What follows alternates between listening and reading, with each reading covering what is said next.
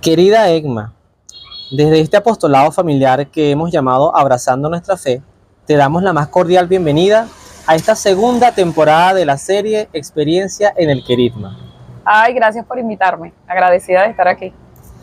Profundizando en la dinámica y el propósito de esta serie, queremos recoger desde tu testimonio personal cómo fue ese primer anuncio del Evangelio en tu vida. ¿Cómo recuerdas y sientes que Jesús llegó a tu corazón?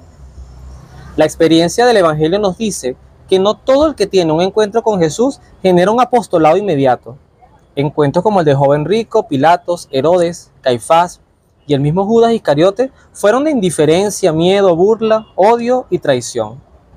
Por ello, Egma, te pido con el auxilio del Espíritu Santo que nos cuentes cómo fue ese querigma de Cristo en tu vida, cómo pasó y en qué derivó, conversión o indiferencia. Te escuchamos. Wow. Bueno, yo pienso que Jesús siempre ha estado en mi vida. Dios siempre ha estado presente, ¿no? Desde casa. Yo crecí en una familia católica, se puede decir que quizás no practicante de un todo.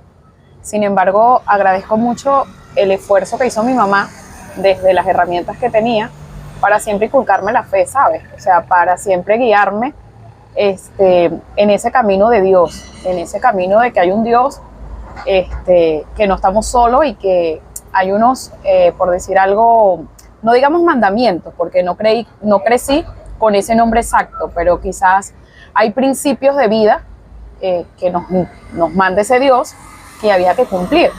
Y ahí empiezan todos los valores, los principios con los cuales crecí.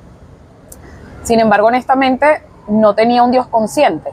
O sea, era un Dios como impuesto. O sea, sabía que existía Dios, que tenía que ir obligada, porque así lo sentía en su momento, a misa. Era como que obedecer a mamá y a papá, tengo que ir a misa. Sin embargo, muchas veces no entendía. Así me preparé para primera comunión, me preparó para confirmación. Quizás empecé a entender un poquito más, pero tenía mucha confusión. Y así fue creciendo con Dios en mi vida. Siempre gracias a Dios, en el nombre de Dios, con el favor de Dios, pero quizás no de una manera tan consciente, ¿no? Luego en mi transitar de vida, llegó un momento en específico donde quizás a través de sacerdotes en particular, me enamoro, por así decirlo, de la palabra de Dios.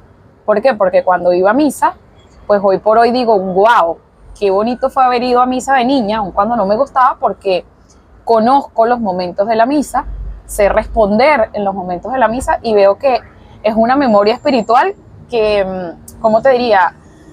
Que nunca se fue, que siempre estuvo allí y hoy la recuerdo con mucho cariño y me ha ayudado en todo este proceso, ¿no? Entonces, bueno, ya más adulta, conozco un sacerdote en particular, voy a su misa y por primera vez entiendo. Digo, wow, qué distinto es ver la palabra de Dios como Él la está diciendo, ¿no? Y ahí empezó como ese enamoramiento de empezar como a querer y a conocer más, ¿no? Luego conozco a otro sacerdote que, aunque son como, digamos, dos versiones totalmente distintas, pues iba por ahí. O sea, me iba como seduciendo. Ahí digo yo que fue como que Dios me dijo, epa, aquí estoy. Sí puedes entender lo que quiero decirte, o sea, sí puedes entender mi palabra, ¿no?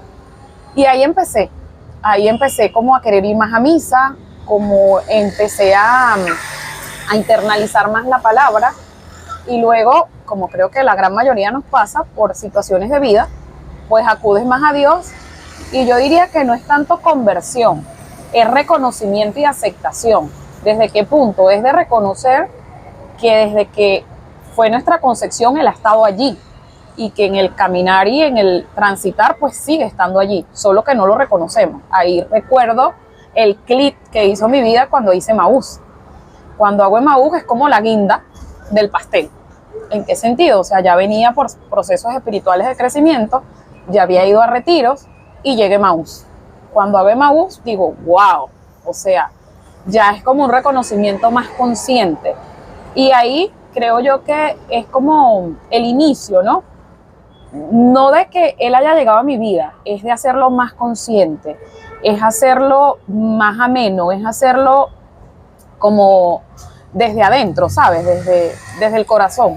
Antes de Emaús, pues ya Él estaba, ya había empezado a asistir a misa, ya tenía como una fe un poco más grande, por así decirlo. Sin embargo, a diario le pido que acreciente mi fe, que me haga tener una fe ciega, una fe que descanse en Él sin importar lo que pueda pasar, que no me preocupe por lo que va a pasar, sino que confíe solamente.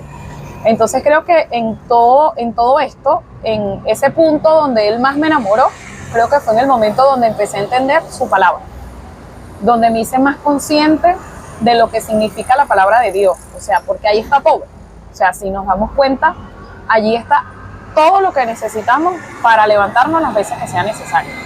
Y ahorita, por ejemplo, yo digo mucho algo, que es que pueden pasar situaciones difíciles, puedo pasar por problemas fuertes, pero ahora hay una diferencia.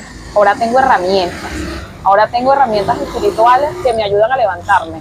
No quiero decir con esto que no lloro, que no me siento triste, que no digo, ay Diosito, o sea, Diosito, por favor, porque obviamente soy humana y en determinados momentos de la vida la humanidad te gana, ¿no? Por así decirlo. Sin embargo, en ese ganar de la humanidad, ahorita reconozco un Dios y le digo a esa humanidad, epa, podrás existir tú como humanidad, pero yo tengo a alguien más grande que tú. Y eso me permite como que sacar la cabeza más rápido y quizás durar menos tiempo en el piso, ¿sabes? Entonces ahora es como más consciente y es el abrazarme a Jesús. Es saber de que no importa dónde esté, con quién esté, lo que esté pasando, sé que Él está allí.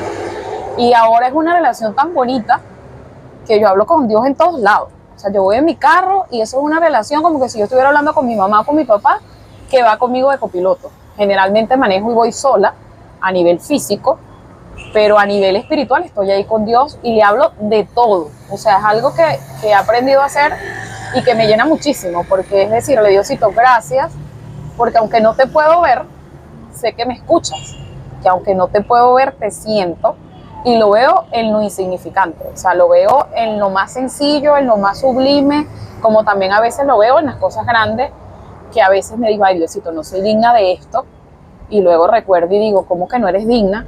Si has hecho esto, y Dios lo sabe. Entonces es ese aprender también a recibir de Dios sus bondades. De hecho, una muy bonita amiga en estos días, hermanita de Maús, me decía que Dios no se deja ganar en generosidad. Y es una frase que me repito a diario ahora, porque siento que es así. Y entonces a veces un poquito sentirnos merecedores de esa misericordia de Dios sin caer en el yoísmo o sin engrandecernos, con humildad, pero también entender que Dios nos prepara para los procesos de vida y que a veces no todo es como creemos que es. A veces hay un propósito, o no a veces, siempre hay un propósito y hay un plan. Y yo digo mucho que el tiempo de Dios no es que sea perfecto, es el correcto. O sea, es el que Él decide y solo Él sabe porque nadie mejor que Él nos conoce. Entonces yo creo que es allí, en resumidas cuentas, donde nació ese enamoramiento hacia Él, en el de empezar a entender y a poner en práctica su palabra en mi vida diaria y en mi vida personal. Creo que hoy en día eso es lo que me ayuda a entender, y qué bonito es cuando haces algo, cuando haces alguna acción, porque siempre me ha encantado servir. Sin embargo, antes lo hacía con pena, o me daba pena decir voy a misa, o me da pena estoy haciendo esto. Y desde que estoy más agarrada de Él, no me da pena, porque siento que lo que viene de Él lo debo disfrutar sin temor a nada, porque es algo extremadamente maravilloso, tanto así que hoy por hoy yo puedo decir con total alegría, mira, te voy a ver a tal hora, porque a tal hora voy a misa, porque esa es mi prioridad. Entonces de verdad que ha sido maravilloso darle un lugar en mi vida. Todavía me falta mucho camino por recorrer, pero tengo la certeza que ese camino va a ser mucho más fácil porque voy de la mano con Él. Gracias, Emma. Bueno, nada, habiendo escuchado tu testimonio, mi mente recordó a un personaje de la Biblia que se llama, uno de los apóstoles del Señor, que se llama Bartolomé, que se llama también Natanael.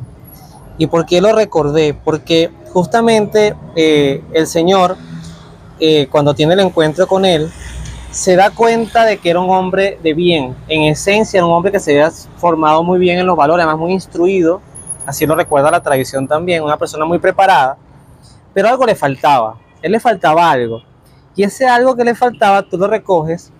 Primero, rescatar la importancia que tú decías, que tus padres quizás no los católicos fervorosos, pero te inculcaron los valores esenciales que son hasta de sentido común para vivir bien, para ser buenas personas. Sí.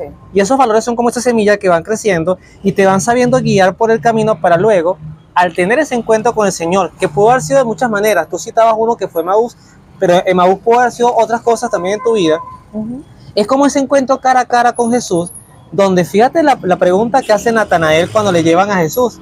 Dice, algo bueno podrá salir de Nazaret, de Belén, de esos lados, porque no, que hay un profeta, pero cuando Jesús le dice, y tú también lo recogías en tu testimonio, el Señor sabe quién soy y me conoce, cuando Jesús le dice, cuando tú estabas orando debajo de la higuera, yo te vi, y eso es algo en secreto, como tú te la pasas en tu carro, en secreto hablando con Dios. Imagínate que Jesús se te aparezca un día, como le pasó a Natanael, y te diga, mira, todo lo que tú me has hablado, me has dicho, las peleas que has tenido, los cornetazos que has lanzado, yo estaba a tu lado y lo conozco, te entiendo y te reconozco como una buena persona. Así que ese personaje bíblico que te vas a llevar de bautizo, de esta experiencia en el querigma, pues es Bartolomé, que también sería conocido como Natanael en el pasaje de la Biblia, y que bueno, sea tu ejemplo y tu testimonio, pues una herramienta de fe para muchas personas, para mujeres que acá en Venezuela pues día a día salen a dar lo mejor de sí para vivir, para echar para adelante, para trabajar. Así que Emma, agradecerte tu tiempo, tu espacio y bueno, nada, que Dios te bendiga y nos estamos viendo en la oración. Si quieres cerrar con algo. Ay, no, súper agradecida, de verdad que gracias por este momento tan bonito.